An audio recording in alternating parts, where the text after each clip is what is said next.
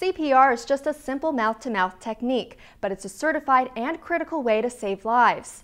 Amy Liu introduces us to one lucky survivor. If my son had not performed CPR on me immediately, I wouldn't be here today. James Carver had a sudden death heart attack December 5th of 2010. Luckily, his son Brian was there. And so I ran out to the garage, and I see my dad. He collapsed, hit his head against the toolbox. He was bleeding from the head. He was still breathing, but it was kind of like shallow and slow. After seeing this, the son quickly called 911. When he checked back, his father was no longer breathing.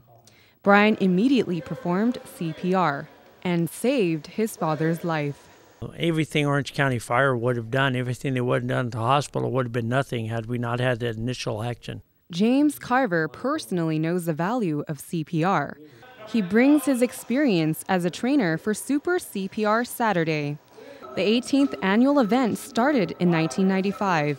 This year, 133 residents will train for the life-saving skill. The process involves 3 parts in order to get CPR certified.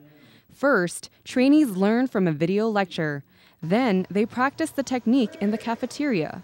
The last step is a written test. Once they pass this, they receive their 2-year certification. Michael, can you give us a demonstration of the CPR technique? Getting in position, it's 1 and 2 and 3 and 4. After 30 compressions, open the airway, pinch the nose, and breathe. 2 breaths. The cycle repeats itself until 911 gets there, the EMTs arrive and take over. Check, call, care is an essential precursor to CPR. You check first the scene, you check the victim, see what you got to do. You call 911 because if you need paramedics, you need to call 911 and then care for the condition you find. Be it somebody conscious needing help, be it somebody unconscious needing CPR. This 3-step process is precisely how Brian saved his father. My dad trained me how to do CPR. Ever since I was 8 years old, I'd be watching him teach CPR classes. And I also volunteer at the Super CPR Saturday. Just like Brian, residents want to know how to handle crisis situations.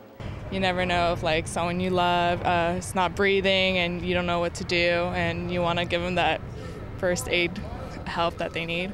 The more people that know how to save a life, the better off everybody is. When emergencies arise, this hand-to-heart technique can truly save lives. Reporting for El Segundo TV, I'm Amy Liu.